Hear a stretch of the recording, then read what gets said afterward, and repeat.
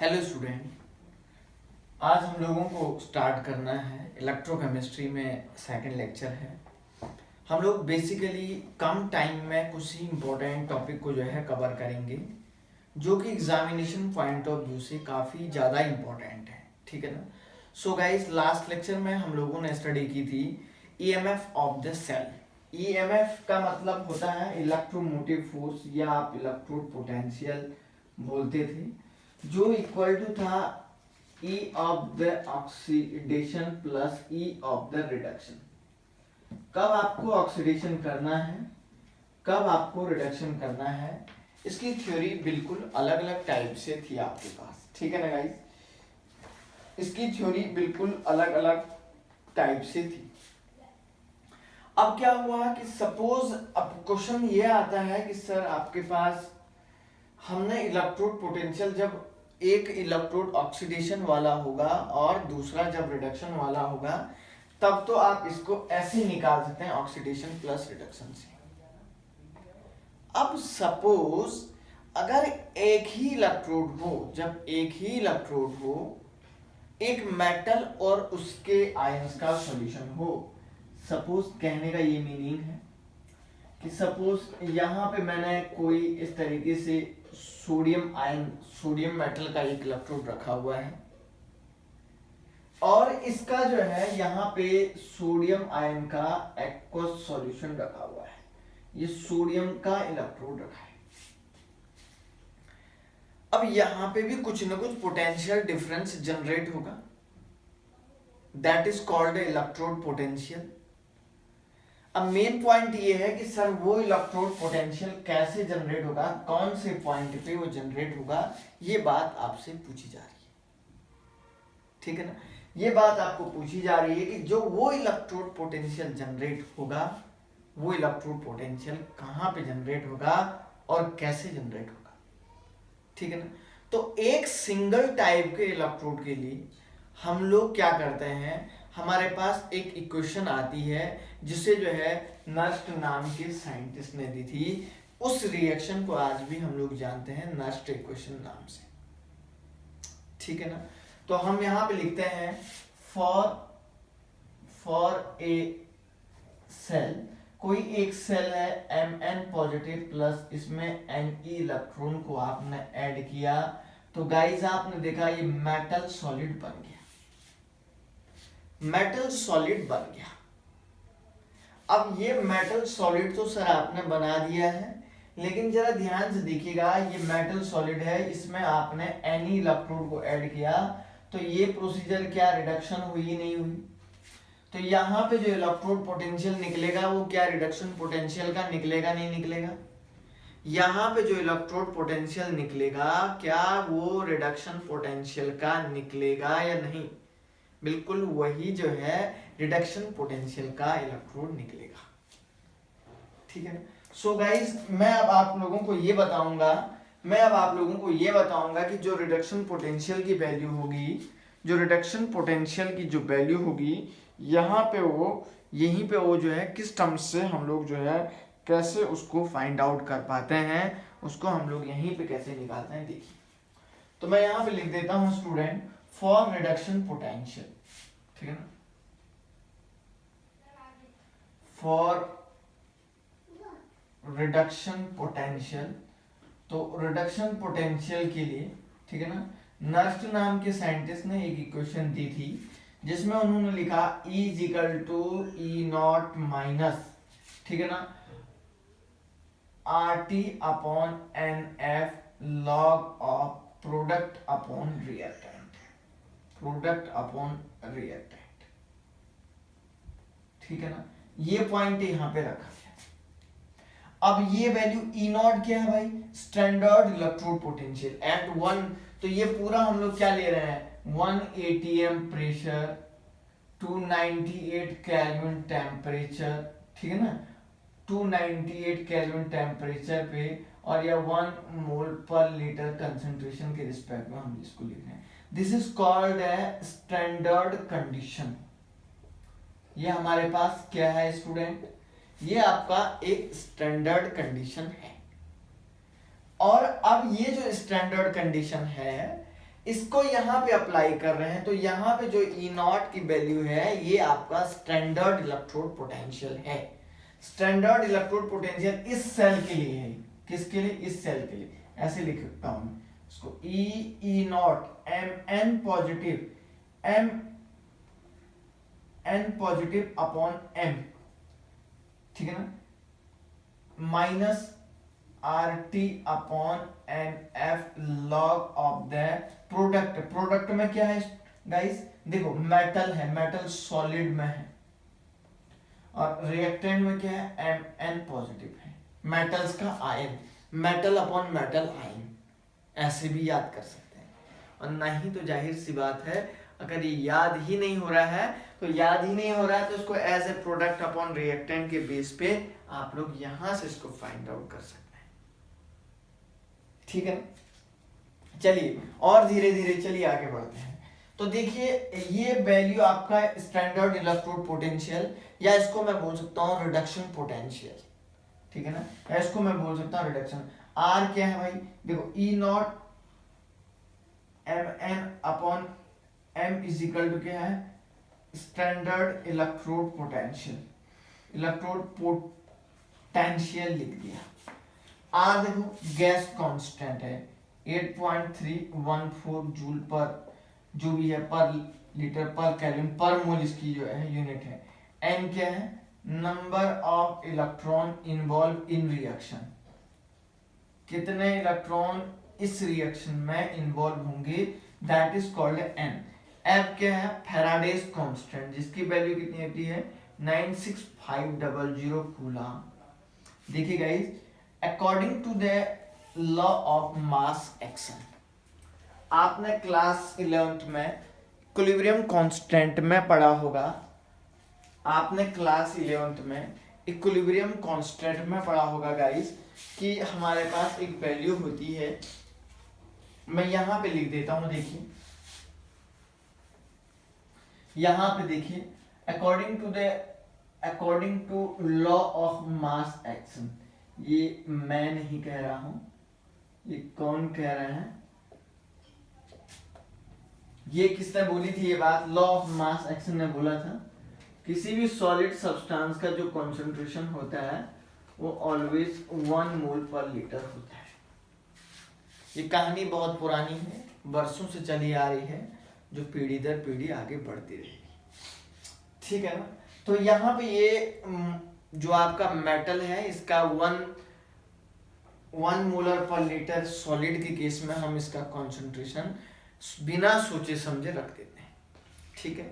तो अब देखिए गाइस, यहाँ पे देखिए हमारे पास कुछ वैल्यू है। देखिए ई नॉट की वैल्यू हमारे पास नहीं है, तो देखिए मैं इस इक्वेशन को थोड़ा सा ऐसे लिखूंगा। देखिए E is equal to E naught M N positive upon M minus, देखो R की वैल्यू कितनी है? 8.314 इंटू टी कितना है? 298 केल्विन लेना पड़ेगा। टेम्परेचर यहाँ पे लिखा हुआ है, मैंने देखो यहाँ पे लिखा हुआ है, ध्यान से देखिए, upon N into 96500 into log metal upon metal ion, तो 1 upon M N positive aqueous solution में होगा, नहीं होगा?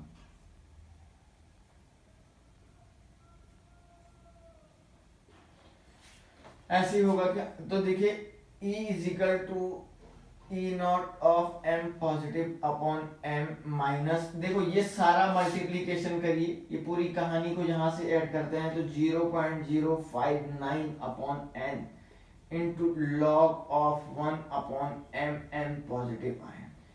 फाइनली आपको इक्वेशन को सॉल्व करने के लिए ये वाली वैल्यू अप्लाई करनी है, ठीक है ना। आपको इक्वेशन को सॉल्व करने के लिए ओनली ये वाली वैल्यू अप्लाई करनी है, ठीक है। ये नोट कर लीजिएगा, यहाँ पे ई नॉट स्टैंडर्ड इलेक्ट्रोड पोटेंशियल हो गया, और एन नंबर ऑफ इलेक्ट्रॉन है, और एम एन पॉजिटिव, ये आपका ये कहानी है, ठीक है। चलिए इसको नोट करिए गाइस, ये वैल्यू आपको अप्लाई करनी है, ठीक है। चलिए इसके बाद हम धीरे धीरे थोड़ा और आगे बढ़ते हैं।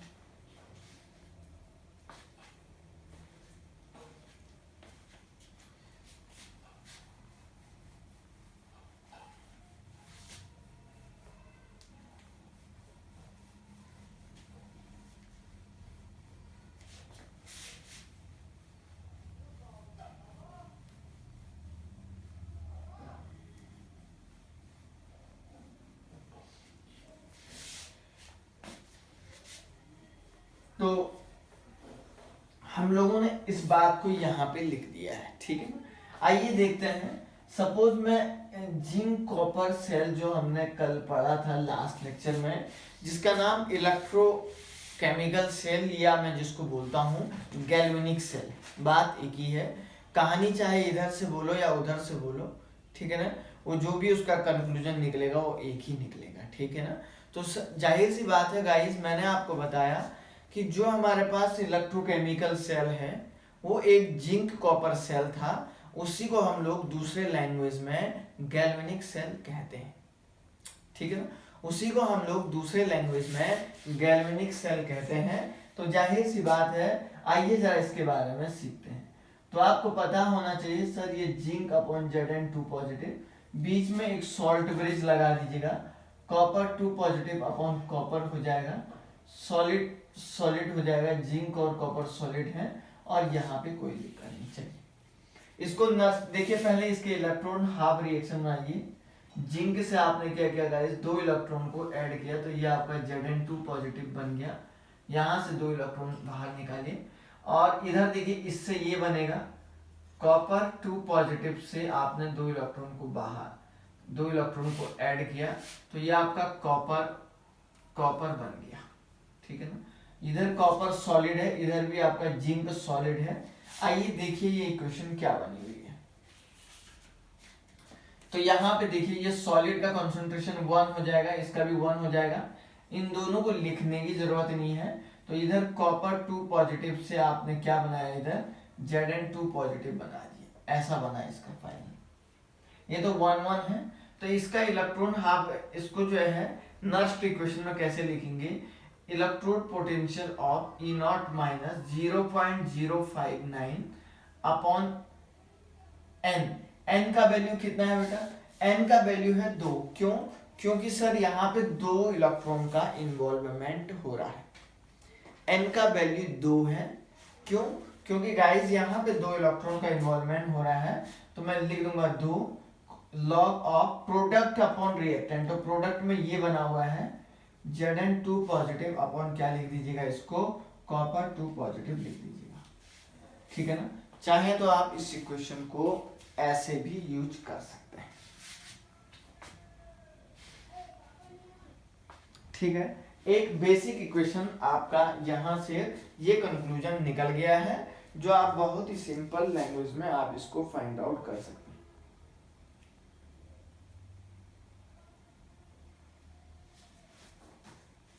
चलिए, तो आपको वैसे भी डेरिवेशन लेने का कोई मतलब भी नहीं बनता है, क्योंकि डेरिवेटिव फॉर्म का कुछ काम नहीं है यहाँ पे, ना ही कुछ धाम है यहाँ पे। देखिए अब मैं आपको बता देता हूँ इस इक्वेशन से क्या मिला आपको, E इजिकल टू आप देख रहे हैं minus of Zn2 positive upon आप देख रहे हैं कॉपर 2 पॉजिटिव, ये ऐसा कुछ बन रहा है यहाँ से।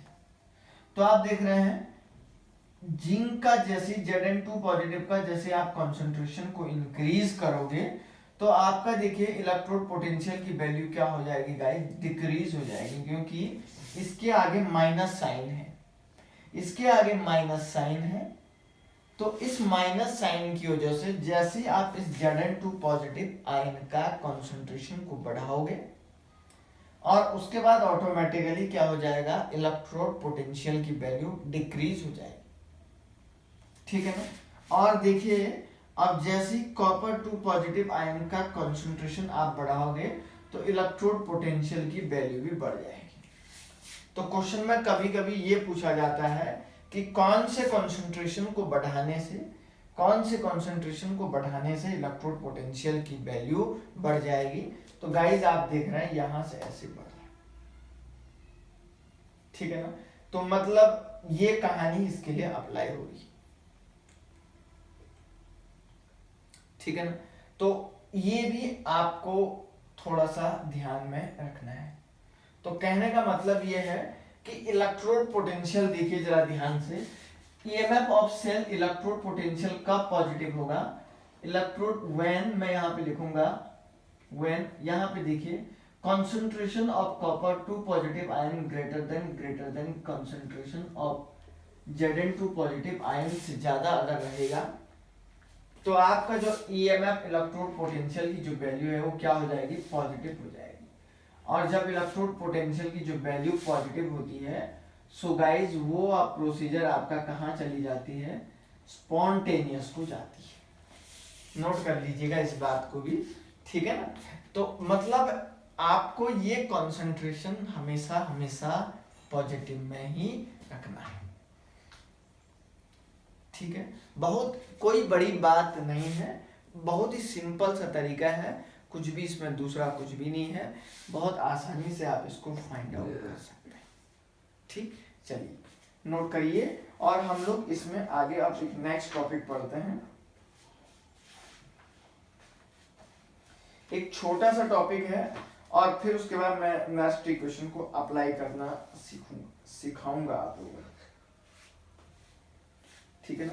एक छोटा सा टॉपिक हमारे पास है, देन मैं आपको समझाऊंगा कि कैसे हम लोग उस पॉइंट में नेक्स्ट इक्वेशन को अप्लाई करते हैं।